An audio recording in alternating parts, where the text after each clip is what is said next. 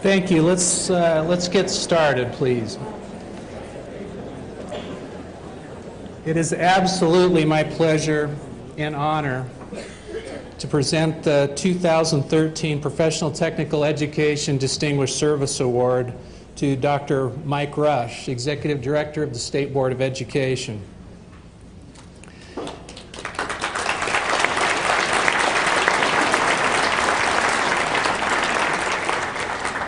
As a passionate learner and educator, Dr. Rush graduated from the University of Idaho and began his career teaching agricultural science in Buell, Idaho.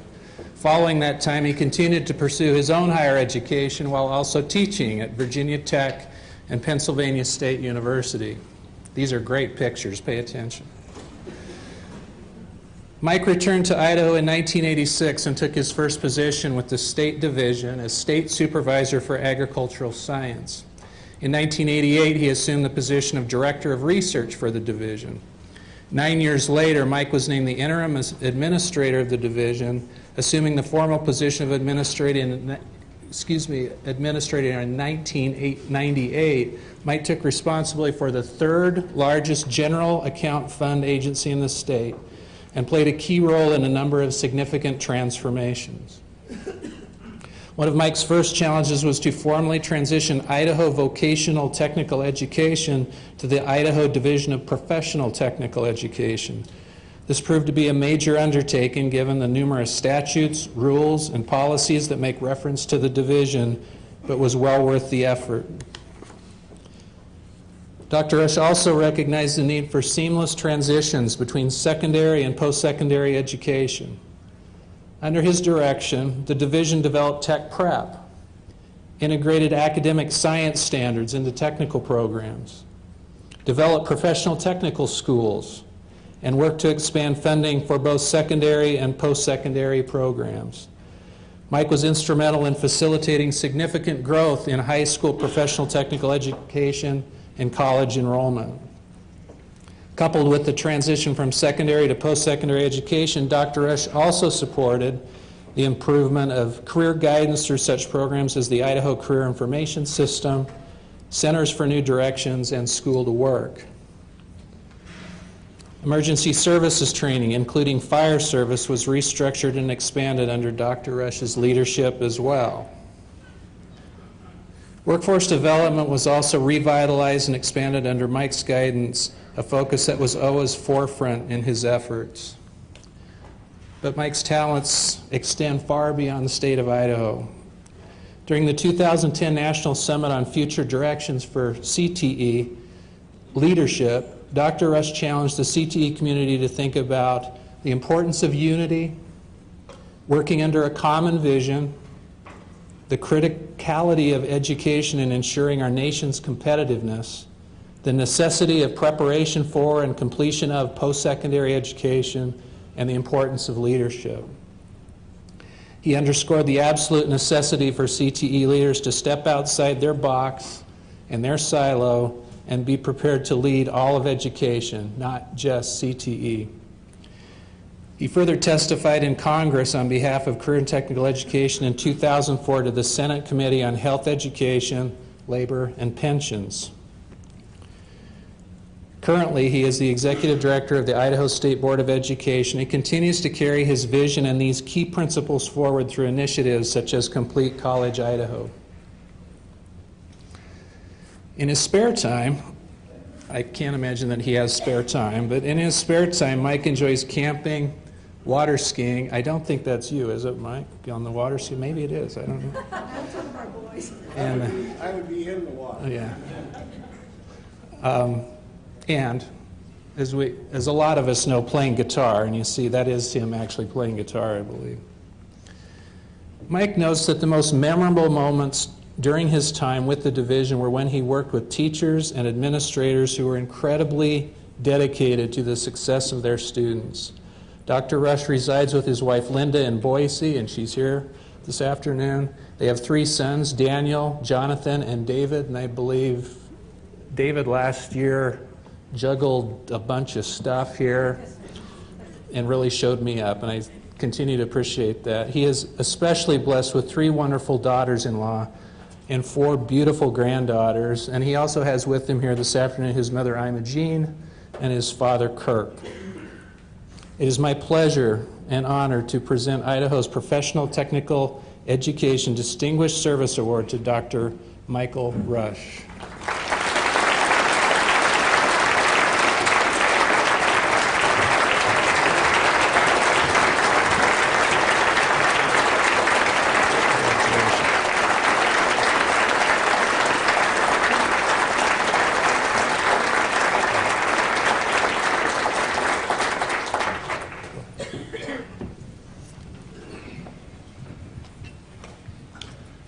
Wow. Well, you can be assured that I only believe about 5% of that. I am incredibly thankful to my parents, Kirk and Imogene Rush. They've been involved in education their entire lives and certainly created the foundation upon which I was able to build. I'm also thankful for my wife, Linda, who educated all 3 of our sons and has been an incredible partner for me. And finally, I'm just incredibly thankful to you folks. One of the things that you can be assured of is that I realize that the leadership, the positions that I hold, don't do a thing unless the teachers and administrators who are on the front lines, who are teaching the students, who are implementing the programs, can do their job. And so the very best I possibly can do is simply run interference for you folks. And I genuinely appreciate your contribution. You have made professional technical education an incredible force for good in this state, and I appreciate your efforts. Thank you.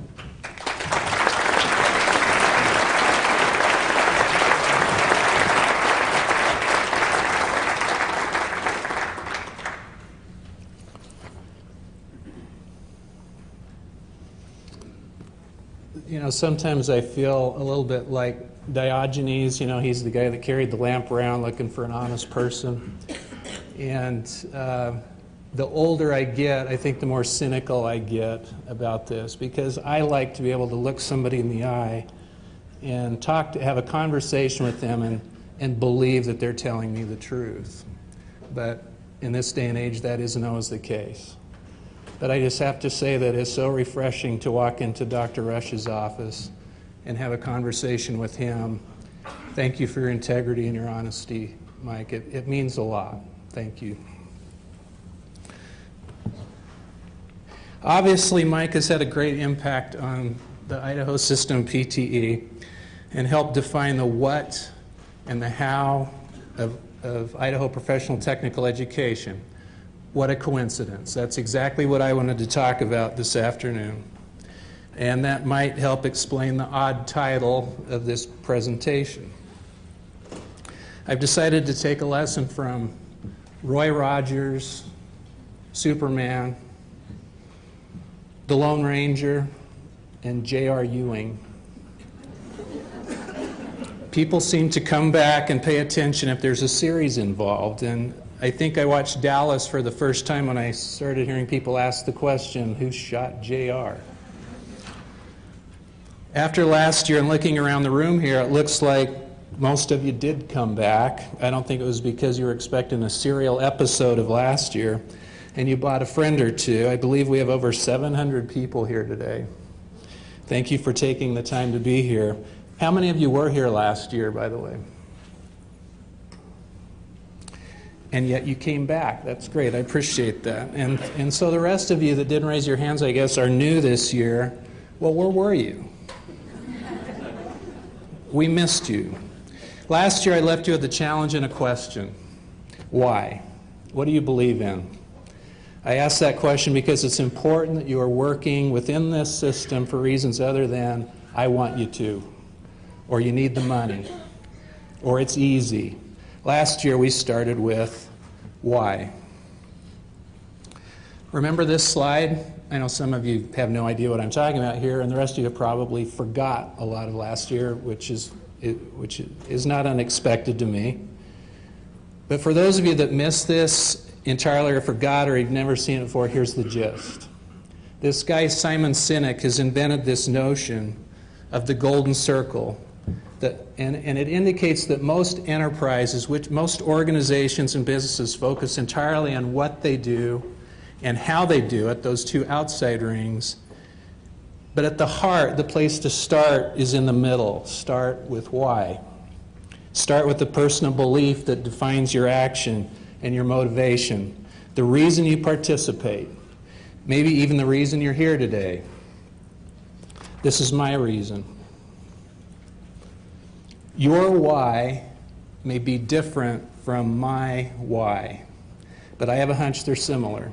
And I think that's one of the beauties of professional technical education, because let's face it, PTE people are passionate about what we do, largely because of these similar views of why we're doing what we do. We heard a lot about that this morning. So now that we all agree, let's move beyond why.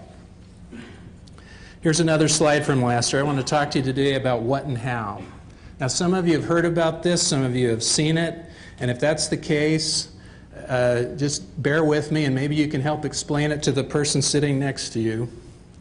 But what I'm about to show you is represented as a graphic on the inside cover of your program. When first thing you do when you open it, you're going to see this thing. And you might be scratching your head wondering, what does that mean? In fact, that was kind of the genesis of this presentation I'm about to give. I showed it to Dr. Rush and he said, I don't understand what that means. So what I'm going to try to do is help you understand that this is sort of the framework for where I want us to go, what we will do, and how we will do it. This model originated through deep and sometimes passionate and excruciatingly detailed discussions regarding tech prep. Many of you know that we have had a task force working over the past year to try to work out some of the kinks that we were experiencing with tech prep.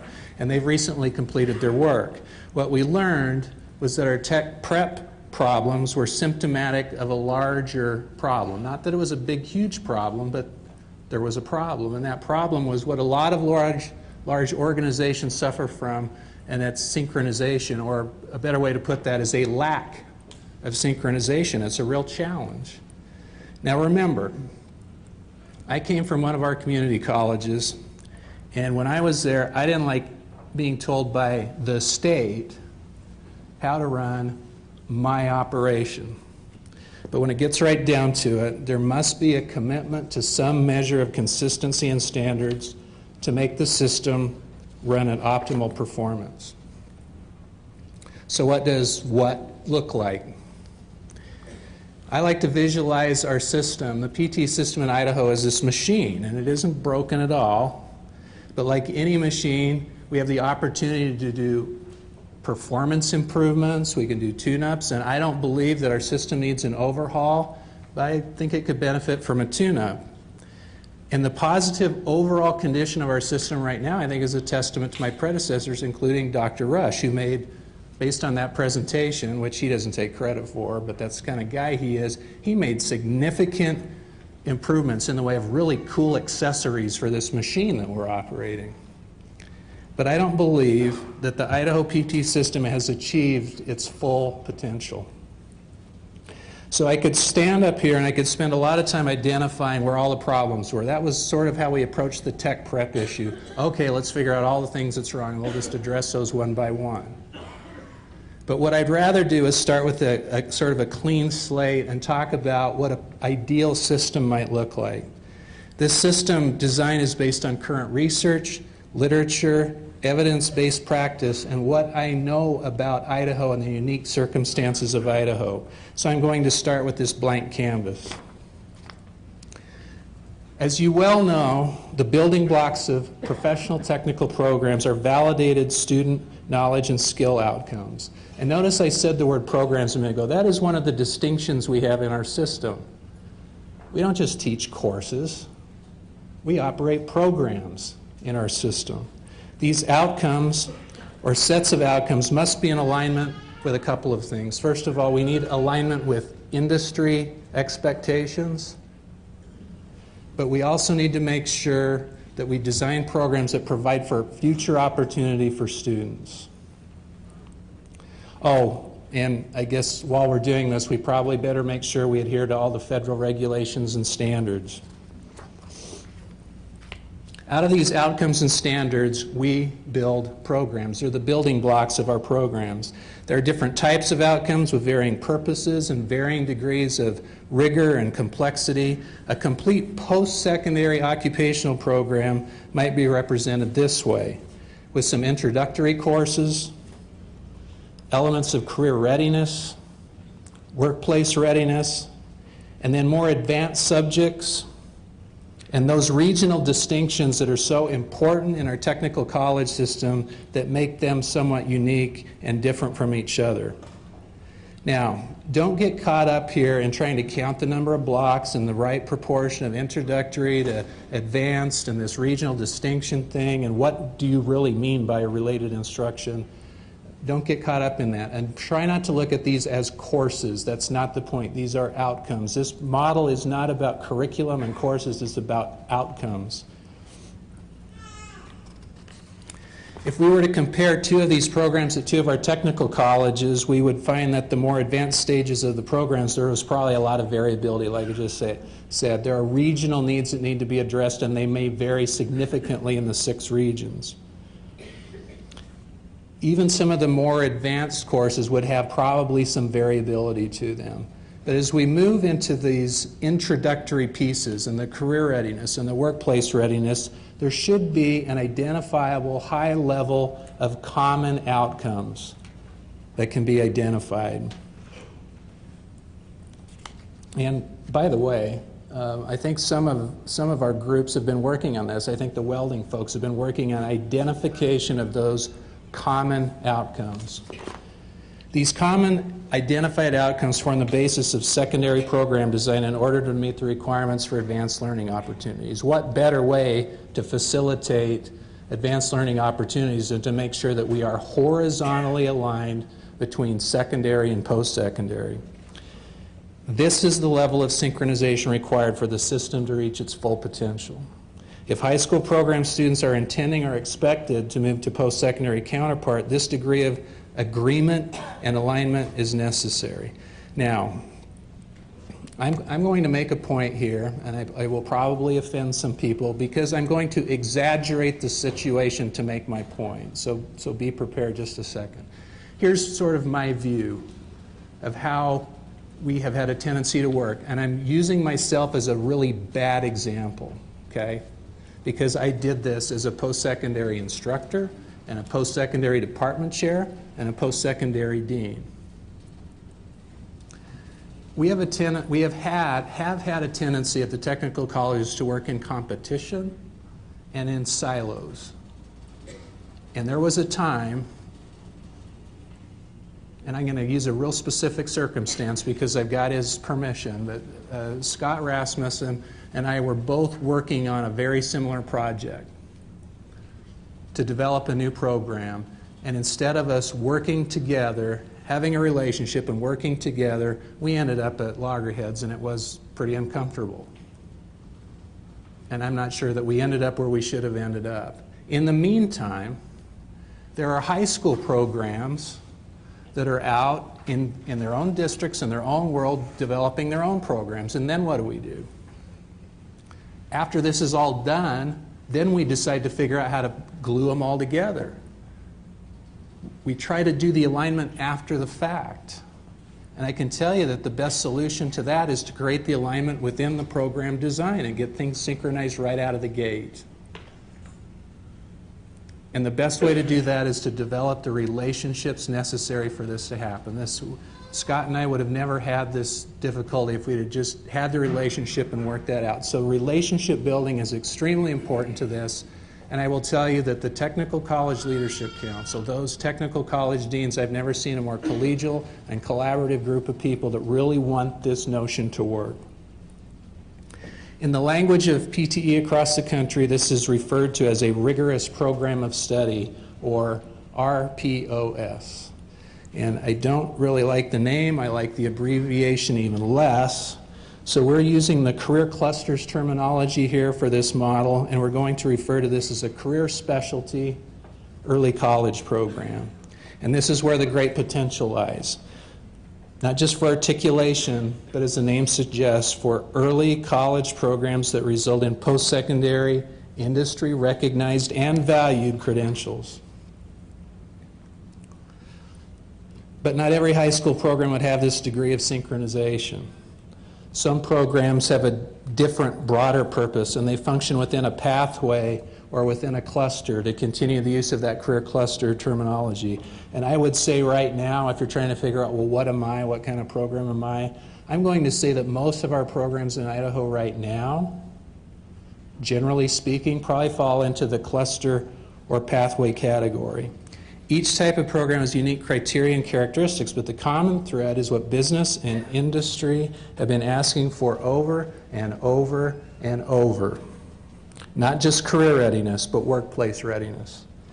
All programs must be and will be built on the foundation of career and workplace readiness.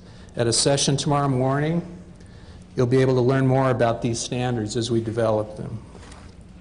So let me spend just a little bit of time trying to explain this notion of having different types of secondary programs.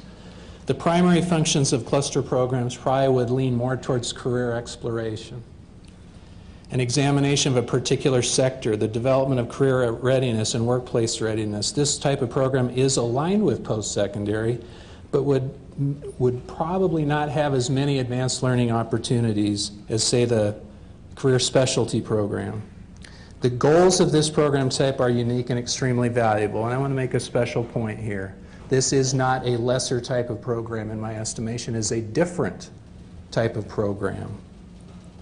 We heard a lot this morning about the necessity for comprehensive and good guidance, and this is an opportunity for career development to happen.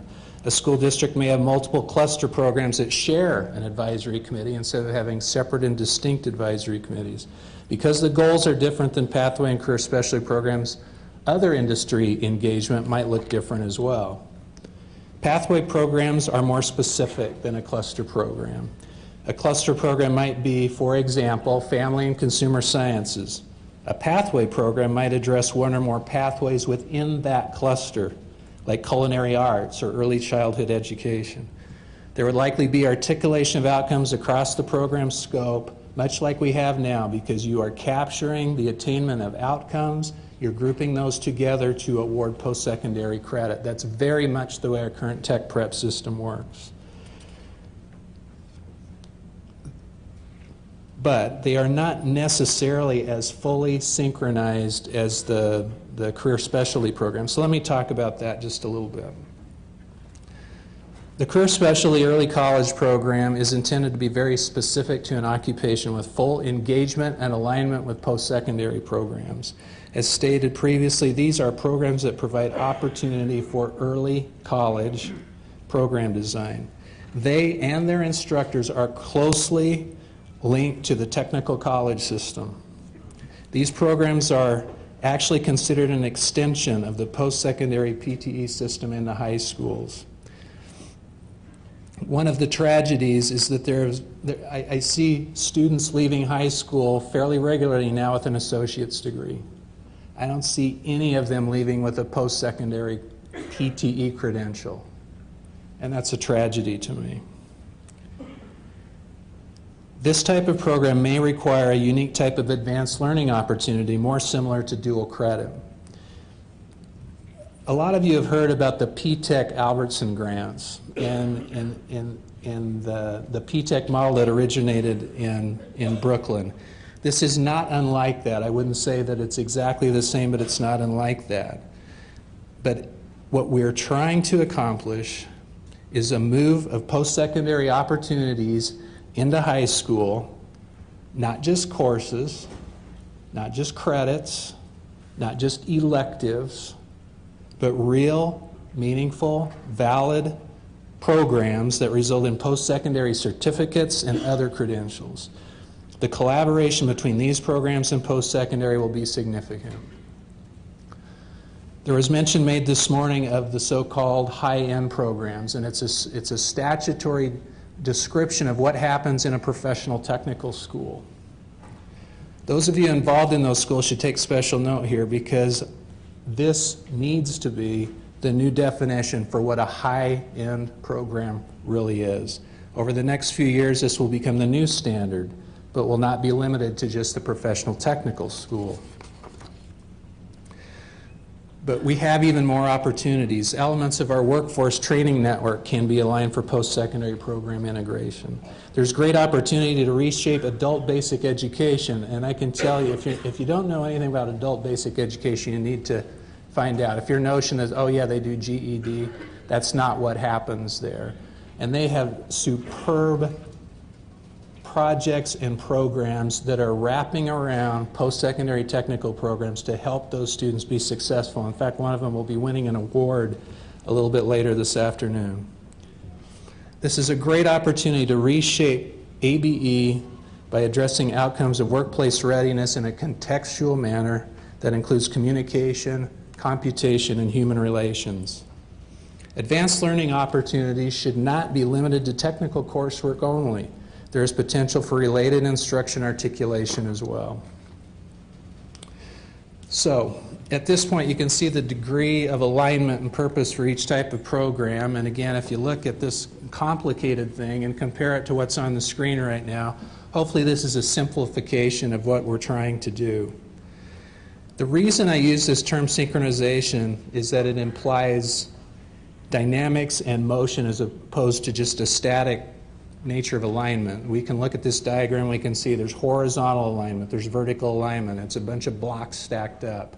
But we all know that our system is much more complicated than that. There are a lot of moving parts, and to me this term synchronization makes much more sense.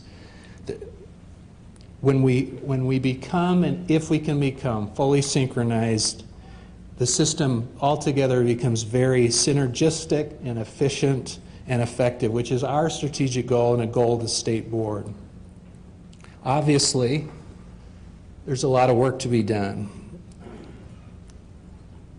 We have volumes and volumes and volumes of current program standards and outcomes. And for those of you that have been around long enough, you've heard about terminal performance objectives and enabling objectives. Those are the kinds of things we're talking about, but we now refer to those as program standards. It's going to take a lot of time and effort to pull those standards together in a meaningful, useful way for each of these program types. So if this is starting to make a little sense, then I'm guessing that as you're mulling this around in your head, maybe some things are popping into your head. First of all, there are definitely implications and challenges.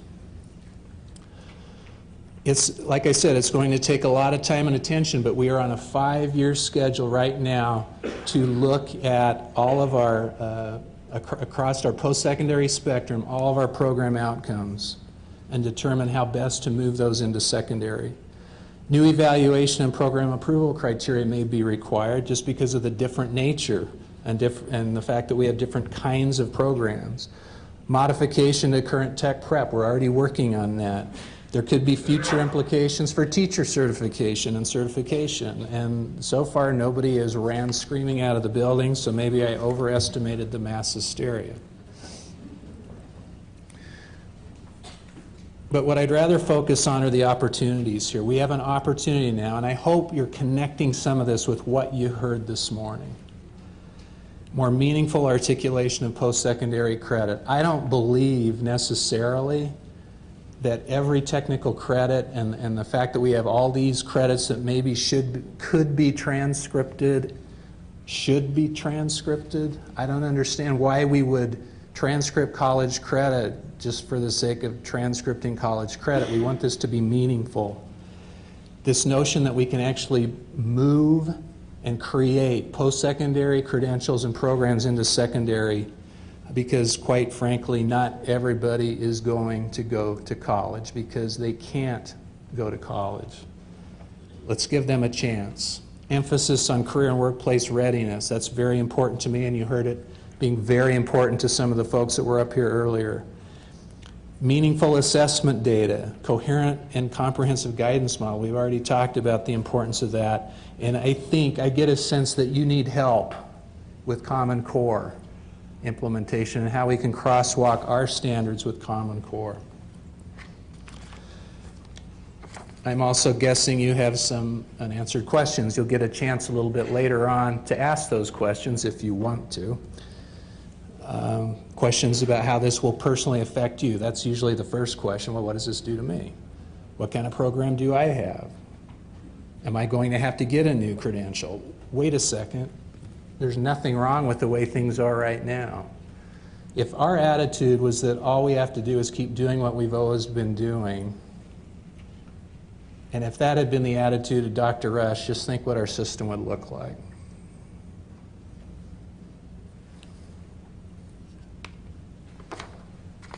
And then maybe I can speculate. I tried to anticipate what you may be thinking.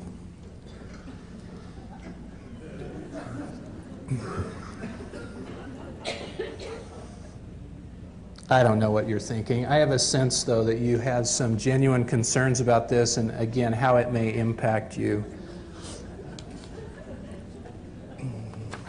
So what are our next steps? There are an incredible number of details to work out.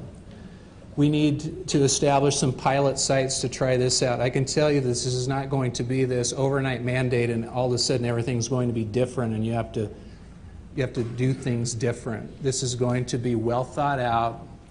It's going to be vetted with you. You can participate in the process.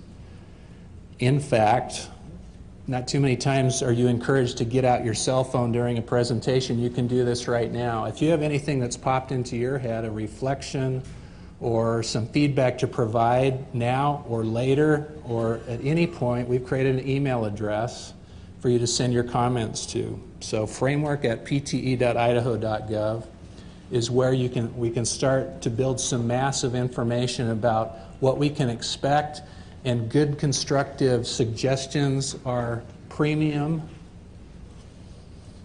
as opposed to some of the things that were on the last slide. We need to establish a schedule. We need some timelines and milestones and clear communication. We have summer conference once a year. We can't just communicate this to you once a year, and so we'll be devising some strategies to keep you in the loop and, again, to keep you engaged in the process. Now, some of you may remember, it doesn't show up very well here, but all you need to know really is that this is a bell curve. I was asked to present at summer conference in Pocatello about 3 or 4 years ago. I don't know if any of you remember that.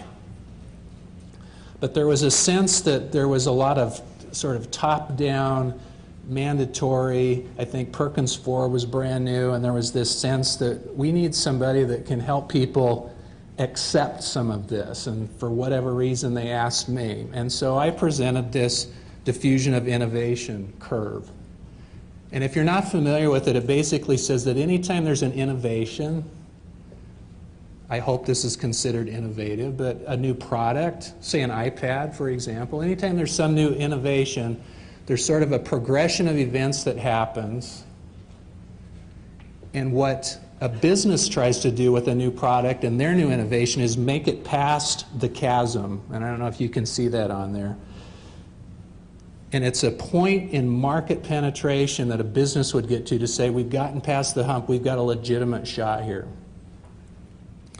And within that, you have groups of people who participate, whether they're buying an iPad or they're buying into this thing that I'm selling you right now, that there will be about 2.5% of those involved who are innovators. They're the people that are standing in line in front of the Apple store because they heard about the iPad and they want to buy one. They want to be the first out of the gate.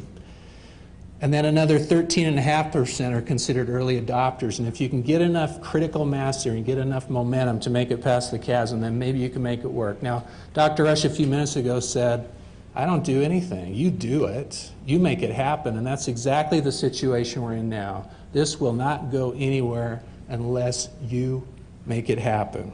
So you'll notice on the other end of the spectrum, I don't know if you can read that, it's pretty small print. And I have a little inside joke with some friends of mine about being a laggard. And that's the term that's used for the other 16% of folks who are just going to drag their feet and not want to participate. So here's what the research tells me. Not everybody in this room right now is uniformly as excited about this as I am. There will be laggards. But I also know that there will be innovators and there will be early adopters. And if you're one of, I don't particularly care if you're a laggard or not, have fun with that. But if you're an innovator or you're an early adopter, I want to hear from you, because we have a lot of work to do. We have an opportunity to do this right, and it will be because we get the right input from the right people to make this work. So getting back to why for just a second, why is this important? You saw some of this this morning in Mr. Simon's presentation, but it's presented a little bit differently. He mentioned the 800,000 jobs in 2020 or 2018, whatever that magic year is out there. And what I've done is I've sort of collected and broken apart these based on some industry sectors where those jobs actually are. And remember that we're looking at here, the green is a level of education, if that's green. Those aren't green jobs, by the way. Those are jobs that require a baccalaureate degree or higher in these different sectors. The red is some college, associate degree or less, and the blue is no college at all. So we can look at this graph and you can see where we operate. We operate outside of the baccalaureate in technical education. You can see that we have a significant role to play in the system going forward. We need to make sure that those blues and those reds are taken care of.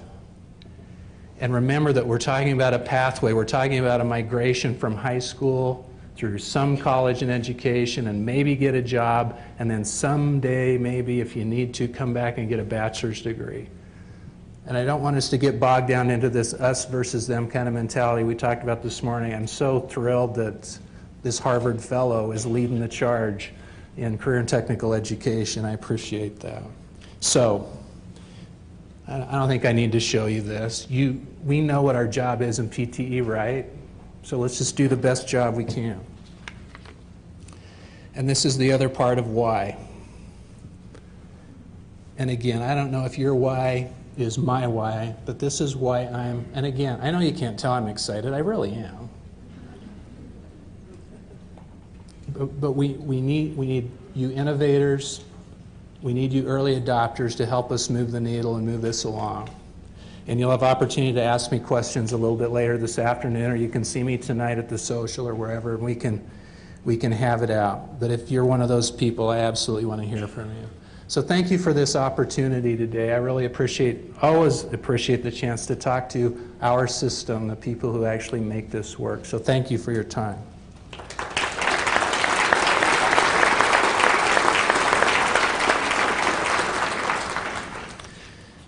We actually had an unexpected guest, and he's been mentioned briefly just this morning. And I asked him at lunchtime if he wanted the opportunity just to say a few words real quick before we get into some of our other awards. And he's the past president of ACTE. Could you just welcome Jim Comer to the platform, please?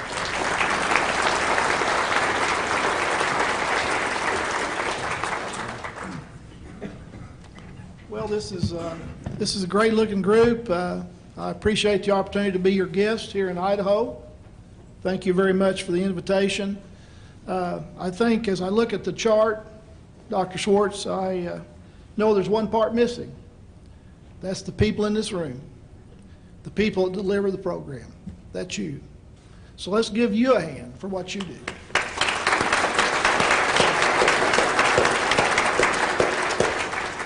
At ACTE, we work at both ends of the spectrum, realizing that the state association, the PTE, and then the CTEI, your Career Tech Educators of Idaho, work with the rest of it. We work on a personal and leadership development area for you as a program deliverer, and we work on the other end of the spectrum for you in Washington with the Department of Education, the Department of Labor, your congressmen and senators, and of course the White House, to try to provide the tools you need to deliver a quality program. And we work with you individually through your membership. If you're passionate about career tech education, if you're passionate about what you heard Dr. Simon say this morning, what you've heard from the leaders here in Idaho, you need to join and participate in your associations because they do support your efforts. And if you don't have that, then the ability for you to deliver a quality program may be jeopardized. Lastly, I appreciate your award here for Mike Rush and his parents being here. That's kind of special. I think one of the greatest honors a person can get is to be recognized by their peers. So that's pretty special. I know it is to you as well.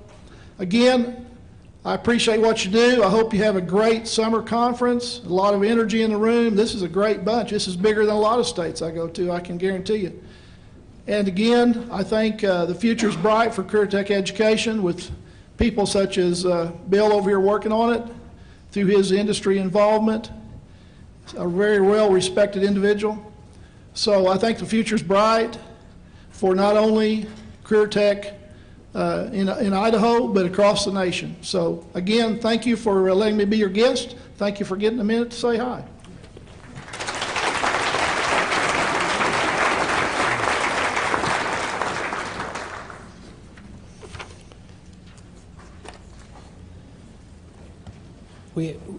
We want to recognize some of our success this year. We've spent a lot of time sort of identifying we talked about the why, we talked about the what, and now we're going to talk about how well we do it. It's my honor to recognize our 2013 secondary exemplary programs. The runner-up recipient in this category is the culinary program at Project CDA High School in Coeur d'Alene. The program is an unusual partnership between students in the food service production and management class and those who are employed in the school's food service program. This partnership allows Project CDA's students to participate in hands-on training 1 period per day in the school food service kitchen. During this time, students help prepare the school's breakfast and lunch while assisting in the numerous catering contracts run through the school's kitchen. In addition to kitchen responsibilities, the kitchen manager chooses to support this program by supervising students in learning the ins and outs of institutional food service. Students can seek 3 different levels of safety and sanitation certification through the sequence of classes in this program of study. These certifications are a prime reason students choose to participate in the program. As students grow in their skills and confidence, they become more and more involved in the day-to-day operations of the kitchen. Many find themselves in charge of routine tasks, and some are offered part-time positions during the school day. As community support for this program expands, students are also presented additional opportunities outside of the school. Accepting this program award today are instructor Angie Beck and Director of Food Service for Coeur d'Alene School District Ed Dukar. We would also like to recognize Project CDA Kitchen Manager Valerie Martin, Project CDA Kitchen Assistant Mary Beth Wesch, Principal Rosie Astorkia, and Superintendent Hazel Baumann.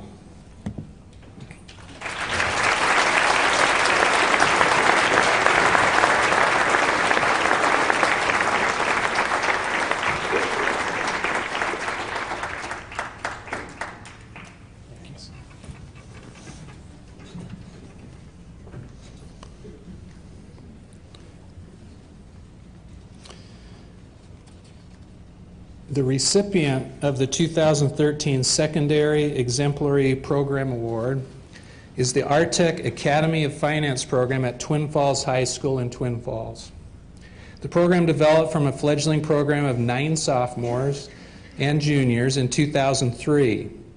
In this past school year, it served 95 students. That's a few more than 9. The students who participate in the program are exposed to prospective careers through job shadows as sophomores, an internship following the junior year, field trips to bankruptcy court, and collaboration with the advisory committee on projects such as Financial Awareness Night and the Business Etiquette Luncheon. Students use their internship opportunity to gain experience in not only business fields but other areas of interest. The student internship between the junior and senior year in high school has sometimes led to some students being employed immediately after high school without post-secondary training.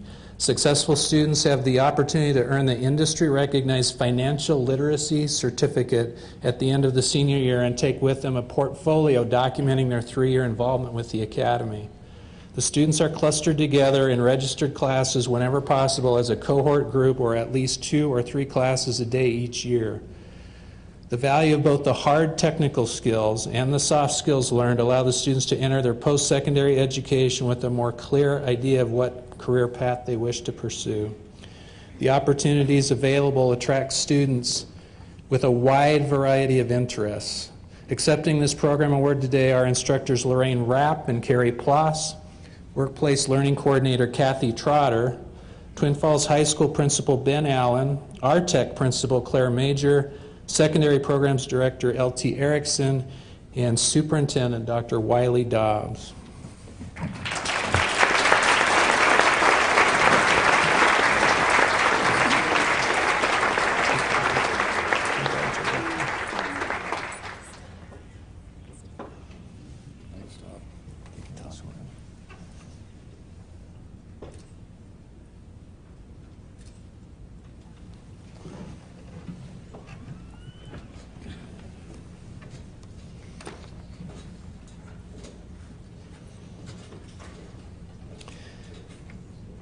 It is now my honor to recognize 2013 post-secondary exemplary programs. One of the 2 runner-up recipients in this category is the welding program at the Idaho State University College of Technology in Pocatello. Pipe welding is taught for power plant and petrochemical applications. American Society of Mechanical Engineers, or ASME, standards are taught. The element of ASME caliber training sets this program apart from peers in the state.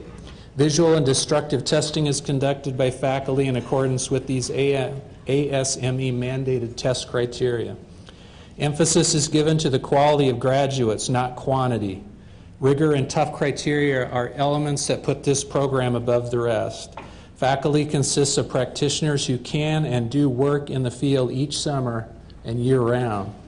Each faculty member maintains pipe welding certifications. One member of the faculty does welder qualification and procedure qualification with a valid certification. Emphasis is placed on gas tungsten arc welding as well as shielded metal arc welding processes for pipe welding. In addition to a high level of rigor and training for industry standards, related subjects such as trade math, pipe fitting, mechanical drawing, metal layout, metallurgy, and blueprint reading are taught. A balanced approach is taken to produce a fully capable graduate who enters the field at the highest pay grade and is prepared to advance because of related subjects taught in the classroom. Accepting this program award today are instructor Randy Humphreys and Dean Scott Rasmussen. We would also like to recognize instructors David Erickson and Lucas Bloxam, Department Chair William Treasure, and President Arthur Bayless.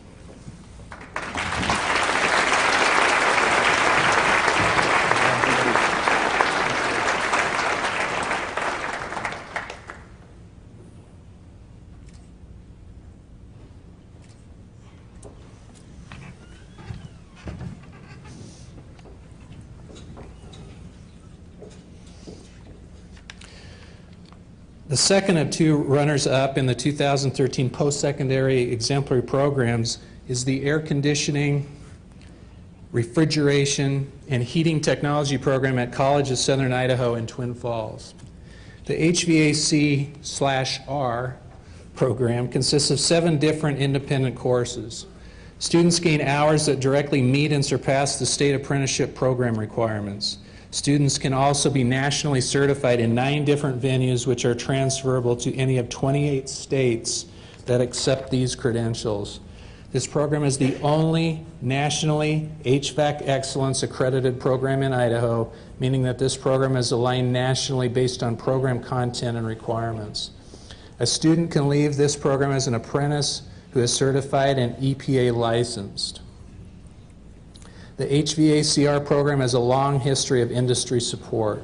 Local manufacturers such as ConAgra, Jerome Cheese, and Chobani Local distributors like Thermal Supply and numerous businesses have contributed to the success of this program by donating equipment, monies, and personal support.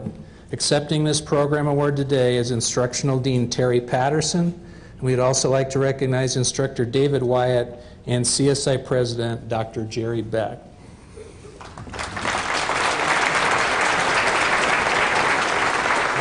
Need a step stool here. Thank you.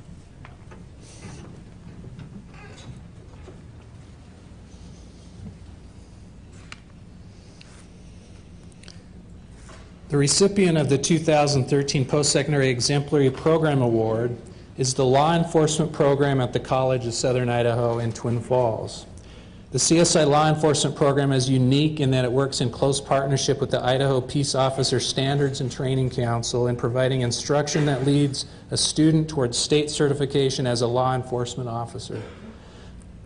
Students are also working towards professional technical certificates or Associates of Applied Science degrees through the College of Southern Idaho. These parallel objectives are accomplished through a distinctive instructional process. Students are instructed in over 80 subject areas. The program uses over 40 state-certified or subject matter expert instructors in law enforcement subjects over the course of one program cycle. The program works very closely with the Idaho Peace Officer Standards and Training Academy, or POST, and Council to ensure that all curriculum and placement standards are properly coordinated. The CSI Law Enforcement Program has been described by POST as a model program for law enforcement training in Idaho.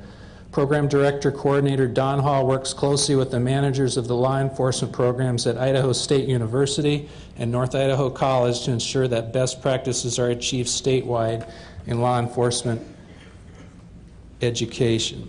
Accepting this program award today are Program Coordinator and Instructor Don Hall and Instructional Dean Terry Patterson.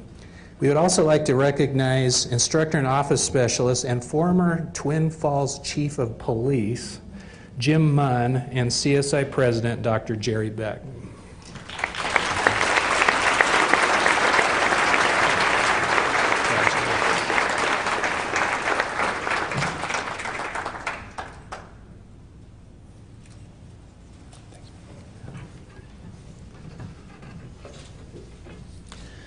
Might also point out that that instructor, Don Hall, was the mayor of Twin Falls when he was appointed to that position.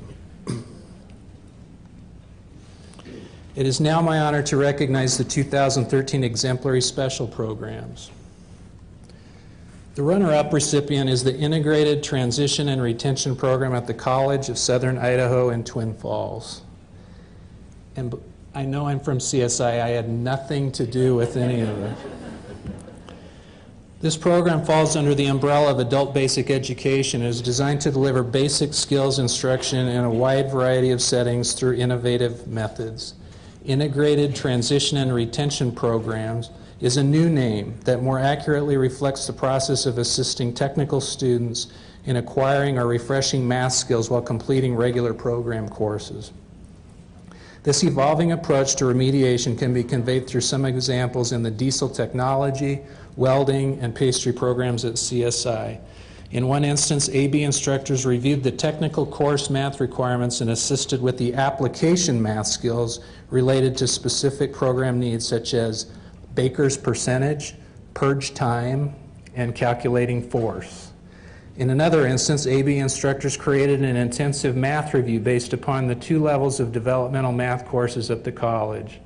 The intent of this course is to refresh latent math skills so that students who have been away from formal instruction may review and retake the compass placement test to score beyond developmental math courses. Some of the welding, diesel, and pastry program students could have been delayed in college graduation by as many as 3 semesters without this intervention. This intensive instruction is available prior to the beginning of the fall and spring semesters, as well as twice during each semester. In substantial ways, this project connects the technical programs to the academic disciplines. ABE instructors are able to advise and support the students and instructors in identifying and assessing needed resources. Accepting this program award today are instructor Blaine Hope, Adult Basic Education Director Dr. Marion Steele. We would also like to recognize instructor Lisa Steinecke, Instructional Dean Terry Patterson, and CSI President Dr. Jerry Beck.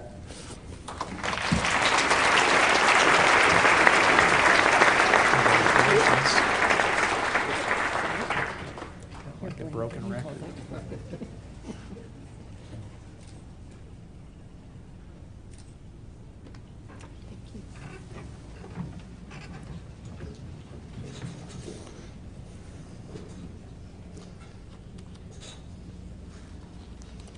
The recipient of the 2013 Exemplary Special Program Award is the Individualized Occupational Training Program at Meridian Technical Charter High School in Meridian.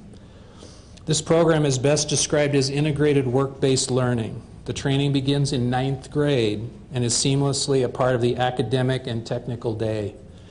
As one example, all 9th grade students take School to Work as part of their English class. In fact, the IoT coordinator team teaches this course with the English teacher. This work-based training continues in an integrated fashion throughout the 4 years of high school in all technical and academic courses. Additionally, each year for 3 weeks, regular classes are suspended, and students at all grade levels complete grade level projects in teams and groups. At the junior and senior level, student teams present their projects to business representatives in the business community.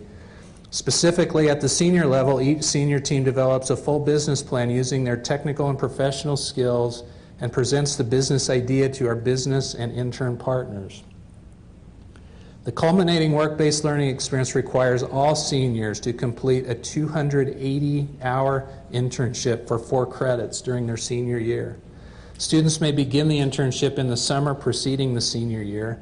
Students must use a certain percentage of their technical skills in the internship, and the process is closely supervised by a technical mentor in the field and the IoT coordinator. Seniors complete coursework in the morning during the senior year and work in the internship in the afternoons each school day. The entire school master schedule is built around this culminating experience.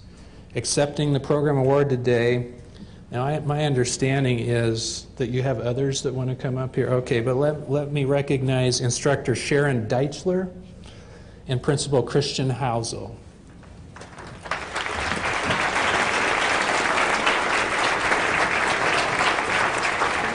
Congratulations.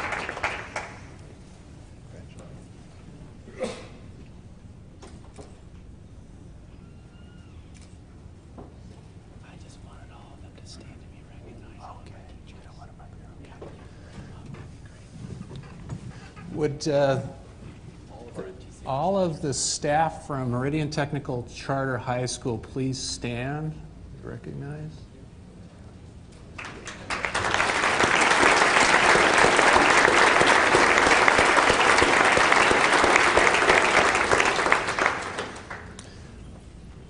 This concludes our PTE awards ceremony.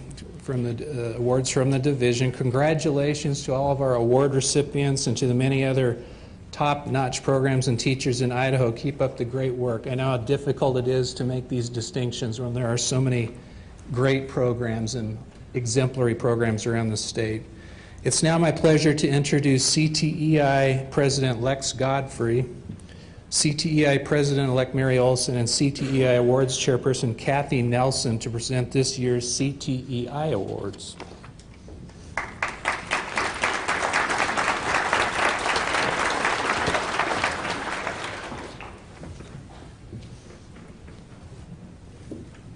Ladies and gentlemen, it's a privilege and an honor to be with you this afternoon. We appreciate this time and this opportunity. People create programs. You're part of that heartbeat, that spark, or that engine in each one of your programs. We're grateful to have with us this year Mr. Jim Comer, past president of ACTE. Without further ado, we'll turn the time over to Ms. Kathy Nelson for the presentation of our awards. I am the awards chair for CTEI, which Career and Technical Educators of Idaho. And I will be introducing 5 awards, and then Lex, who's our president, and then Jim Komar are going to be presenting those awards. Okay, the first award, I need to have all those who know they're getting awards to please come up here to the side so we can have you right ready to go, if you would do that. Okay, so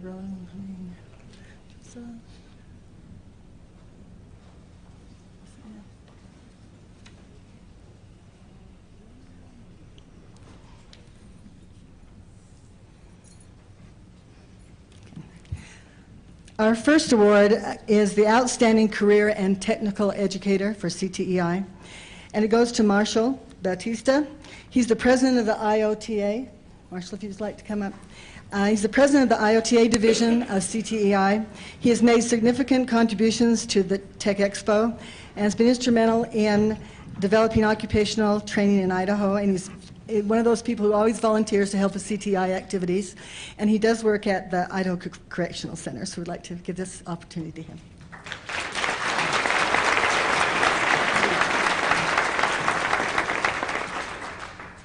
Okay, our second award goes to Outstanding Teacher in Community Service. Okay, and this goes to Marcia Farrar. She's from River Glen Junior High in Boise. And for the last 2 years, Marcia and her students have organized Stomp Out Hunger. Stomp Out Hunger is a service learning project at FCCL LA State Leadership Conference, where we had 300 plus students go out in the Treasure Valley and volunteer at food banks and pantries, soup kitchens, and community gardens. The organization Youth Service America, YSA, makes these grants available to youth going out into their communities to make a difference and serve. And she's received 2 grants from YSA to fund Stomp Out Hunger, and this last year she also has donations from businesses and a generous donation from a private donor. So I'd like to congratulate her.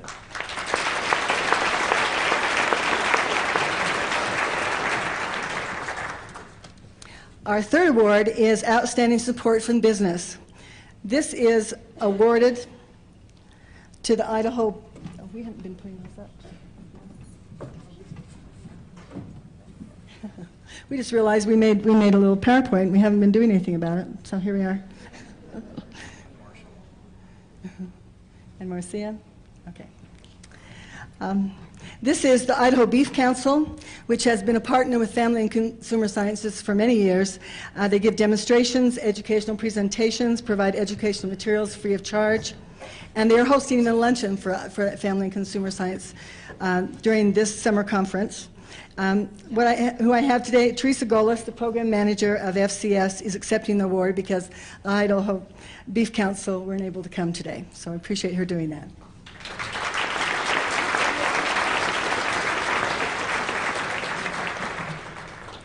Okay, our fourth award is Professional Meritorious Service Award to Cheryl Deichler. Cheryl, would you like to come up? She's been president, president, and then for the past 2 years, she served 2 years as the past president of CTEI, and she has helped immeasurably with the CTEI activities and is also involved with the Education Foundation. We appreciate all that she's done for CTEI in the last few years. Thank you, Cheryl.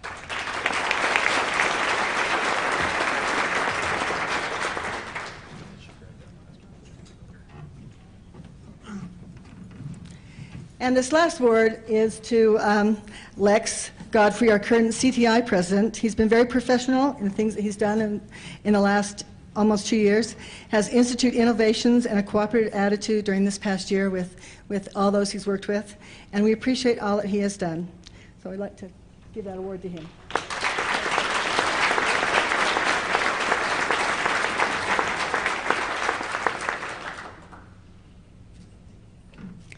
And then we just wanted to mention all those who are involved in CTEI. These are the divisions of CTEI, which all of you, hopefully all of you have joined, and the representatives of CTEI who contribute to the success of PTE and CTEI, and we thank you very much.